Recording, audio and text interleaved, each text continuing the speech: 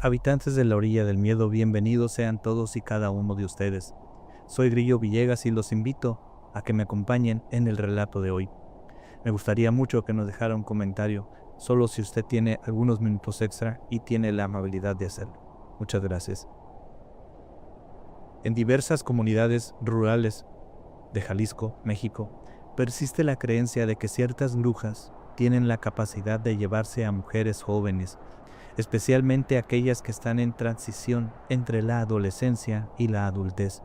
Esta idea, profundamente arraigada en la tradición oral, tiene raíces tanto en el miedo colectivo como en explicaciones culturales ante desapariciones, enfermedades o cambios de comportamiento repentinos.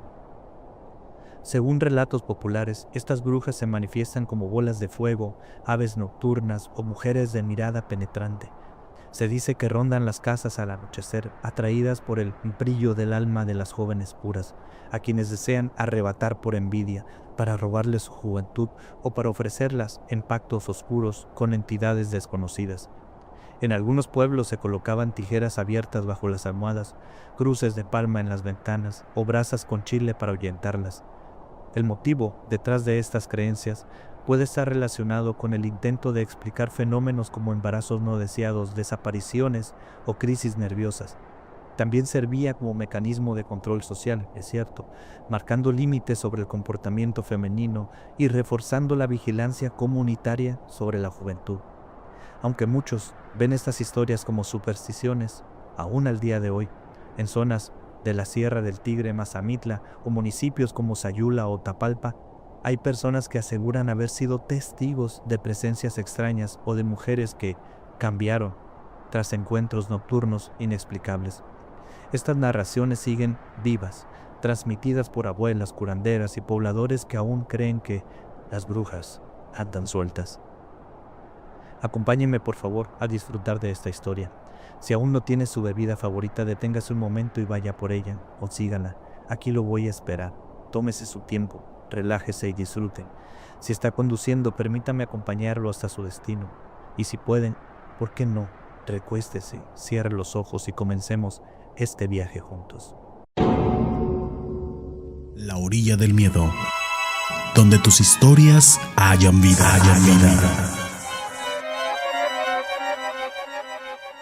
En este episodio escucharemos la historia de Eunice. Esto que nos va a contar sucedió por los años 70, en algún lugar de Jalisco, en un pueblo donde ella creció junto a sus dos hermanas y sus padres. Prefiere dejar el nombre del pueblo de lado. Ha pasado muchos años desde esto, pero no sabe si alguien más ha pasado por lo mismo. La cosa es que fue una experiencia que marcó a todos los que la vivieron. Por respeto a todo esto, prefiere no dar más detalles de la ubicación. Lo que sí les puedo decir es que aquel pueblo era un lugar tranquilo, dice, con una vida sencilla. Nada de celulares, no pantallas, ni tampoco ese vértigo moderno del día de hoy.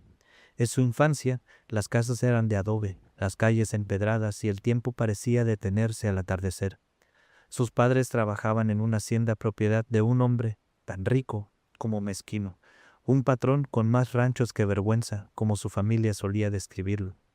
Pero con lo que les pagaba por trabajar en su hacienda, lograban vivir con dignidad y enviar a sus hijas a la escuela. No estaban de acuerdo con sus métodos, pero ese no era su asunto. Los padres de Eunice se dedicaban a trabajar. En la casa de esta familia crecieron 3 hermanas. Heréndira, la mayor, soñaba con ser doctora. De hecho, se estaba preparando para viajar a la capital y comenzar con sus estudios. Era una mujer muy comprometida con su escuela. Luego estaba Elena, la del medio. Tenía la esperanza de abrir un día su propia tienda de telas. Tanto así era su meta, que desde muy chica comenzó a aprender costuras y ventas. Era muy gracioso porque cosa que agarraba, cosa que veía cómo vender.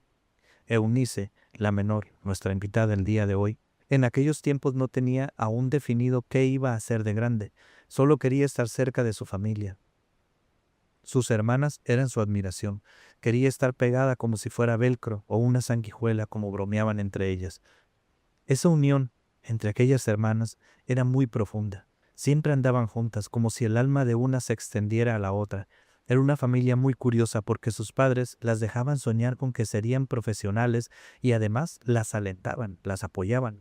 Quizás en estos tiempos podría no parecer la gran cosa, pero en los 70s era muy diferente. Y más aún en aquellos lugares donde las tradiciones y las costumbres prevalecieron sobre todo. Quizás sea por esa misma unión, fue que cuando llegó la noche que las marcaría para siempre, ninguna quedó intacta. Fue una tarde cualquiera, cuando salieron de su casa en el campo para el pueblo.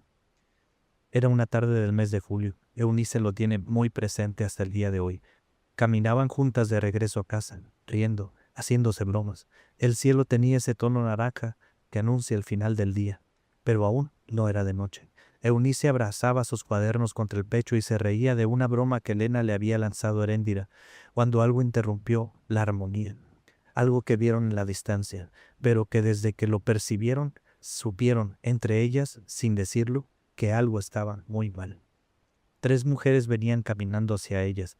No eran ancianas, pero tampoco jóvenes. Iban vestidas de forma extraña, con faldas oscuras y pañoletas en la cabeza. Lo que más llamaba la atención era su altura. Eran pequeñas, bajitas, casi rayando en una acondroplasia. Pero su caminata no era acorde a su estatura, avanzaban muy rápido, con una velocidad inquietante, como si el viento las viniera empujando. Las hermanas se hicieron a un lado por cortesía, eran unas niñas muy educadas, con la intención de que aquellas mujeres pasaran por un lado de ellas, y aunque intentaron seguir platicando al detenerse, algo cambió en el aire. La sensación de que algo estaba mal se volvió muy presente, muy claro, y después esta sensación cambió a miedo. Primero lo notó una, luego otra, pero en una mirada rápida entre ellas les confirmó lo que las 3 estaban sintiendo. Era exactamente lo mismo, pero todo sucedió muy rápido. No hubo tiempo de planear, ni de reaccionar, ni de decir nada. Las mujeres, antes de llegar a pasar por un lado de las jóvenes, justo frente a sus ojos, las 3 se desvanecieron. Esto fue muy rápido, simplemente se fueron haciendo transparentes hasta que simplemente las perdieron de vista. Así, de pronto, como si se hubieran disuelto en el aire, y luego apareció un humo negro, como si una vela se hubiera apagado. Este humo fue disipado por un viento helado que no tenía razón de ser en esa región cálida y menos en esos tiempos. Las 3 hermanas quedaron paralizadas ante lo que acababa de pasar frente a sus ojos. Empezaron a voltear para todos lados, pero aún no hablaban entre ellas, no sabían qué hacer. Eunice recuerda que fue como si el mundo se apagara. Hubo un silencio espeso, como el que queda tras un relámpago, de esos silencios que irónicamente pareciera que te revientan los oídos. Ella lo describe como si estuviera bajo el agua con los sonidos distorsionados y lejanos. En una de esas miradas laterales que Eunice estaba haciendo, buscando respuestas, lo vio. Elena cayó hacia atrás, como si lo hubieran empujado desde adelante con una fuerza invisible. Literalmente salió volando, no como si se hubiera tropezado y caído ahí mismo abajo. No fue así. Fue como si algo lo hubiera golpeado de frente y lanzado con mucha fuerza hacia atrás. Elena trató de levantarse, pero de nuevo cayó al suelo y se giró 180 grados sobre su propio eje en un segundo, como si algo la hubiera rotado, como si ella fuera un muñeco de trapo. Después se levantó una de sus piernas y una fuerza invisible la empezó a jalar por uno de sus pies, como si unas manos invisibles tiraran de ella. Eunice gritó, corrió sobre Elena para sujetarla, pero sintió que una fuerza desconocida se le intentaba arrebatar. No estaba sola. Heréndira también se aferró al cuerpo de su hermana, y entre las dos forcejearon con algo que no podían ver. El cuerpo de Eunice se levantaba en el aire. Gritaban, lloraban, mientras Elena tenía los ojos cerrados, completamente desvanecida. Eunice cuenta que era una fuerza tremenda. Ellas eran niñas, pero eran gente de campo, no eran personas débiles. Otra cosa muy peculiar es que Eunice cuenta que en algunas ocasiones, en esos momentos en que ellas jalaban a su hermana en una dirección y esa fuerza extraña la jalaba hacia el otro lado, el cuerpo de Elena llegaba a suspenderse en el aire. No pudieron haber imaginado esto. También Eunice cuenta que aquella lucha de fuerzas fue extraña, como si no jalaran con sus brazos, sino con su fuerza espiritual. Ella nos dijo, con la fuerza de la unión de las 3 hermanas, como si la lucha no fuera de fuerza física. El caso es que en medio de ese caos, las mujeres reaparecieron, pero ahora no caminaban junto a ellas, ahora estaban flotando. Así como lo escucha usted, estaban flotando sobre las muchachas, y sus rostros no eran humanos. Eunice recuerda aquellas caras como alargadas, desfiguradas, con algo animal en su expresión, como si fueran híbridos de mujer y bestia. Uno de los detalles que jamás olvidará fue el sonido.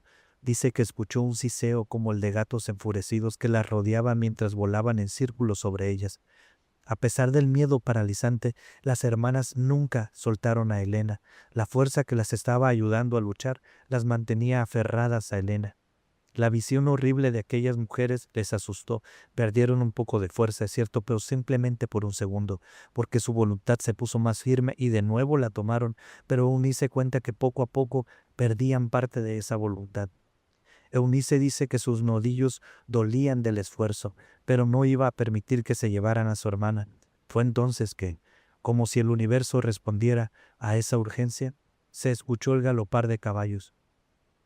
Unos rancheros se acercaban por el camino. Eunice escuchó cómo los caballos comenzaron a agitarse, nerviosos, relinchando y pateando el suelo como si sintieran lo que las muchachas no podían explicar.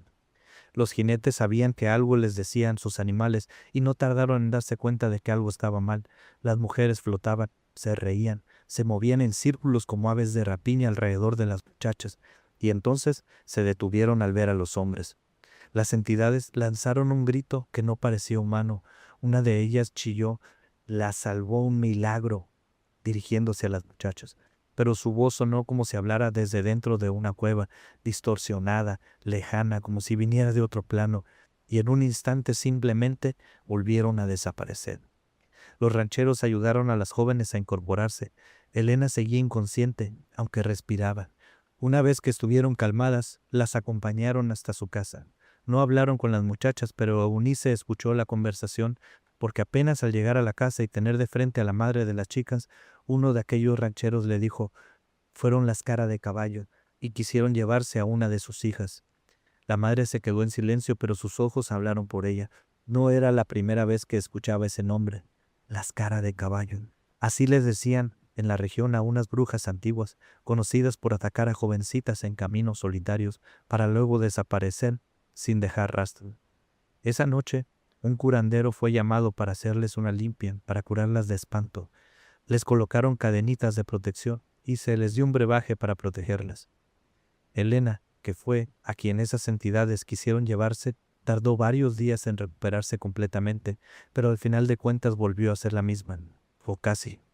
Las hermanas jamás olvidaron ese encuentro, y aunque con los años aquellas entidades dejaron de aparecerse, su leyenda creció como mala hierba entre los callejones del pueblo. Dicen que eran brujas, o algo aún más antiguo, que robaban niñas para rituales oscuros o para consagrarlas a quién sabe qué, y que por alguna razón, un día, simplemente desaparecieron para no volver jamás.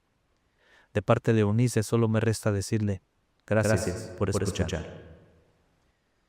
Queridos habitantes de la orilla del miedo, muchas gracias por haberse quedado hasta el final de esta historia.